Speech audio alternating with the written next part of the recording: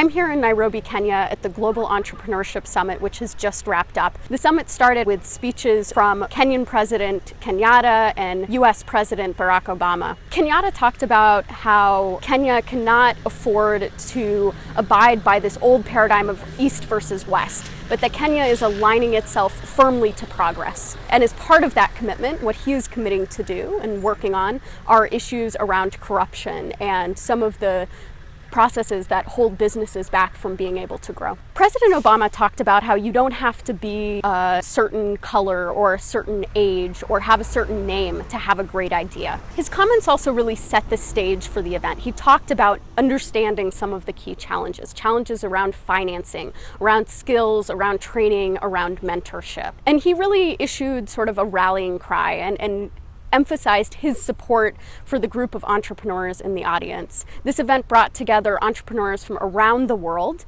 along with investors and folks from foundations and governments, to really talk about how to improve the entrepreneurship infrastructure and help these businesses grow. Both to start a speech and to end it, and also then to end the event here, there were huge cheers. There's clearly been a moment here. These entrepreneurs have learned not only from the funders and from some of the mentors and experts who have been here, but they've really learned from one another. I had the opportunity to talk to many of these entrepreneurs who are here, both about their challenges and the promise. Many of them talked about having conversations that really helped them look at some of the challenges of their businesses in new ways, and are going home equipped with new information and hopefully in some cases potential leads on new investors. The US government, along with a host of private sector partners and foundations, made a series of announcements over the past few days. The Mara Foundation announced a mentorship program that's targeting young and women entrepreneurs and seeks to reach 1 million entrepreneurs by 2020.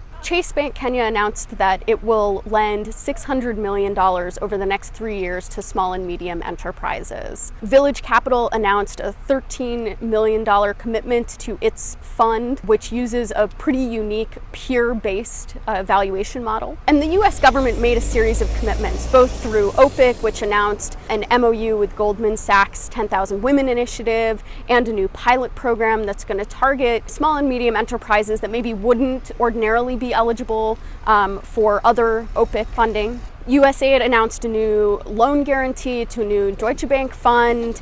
The State Department announced some commitments around boot camps and training, including opening the 3rd African Women's Entrepreneurship Center in Mali later this year. All these commitments total over $1 billion and have exceeded the challenge that Obama set out at the last Global Entrepreneurship Summit. A number of key partnerships also addressed some of the skills and training gaps. IBM announced some new investments in African entrepreneurship and skills training. In an effort to promote knowledge sharing, the ELUMELU Foundation released a report about unleashing African entrepreneurship, which sort of gathers the thoughts of many entrepreneurs in Africa and looks at some of the roadblocks.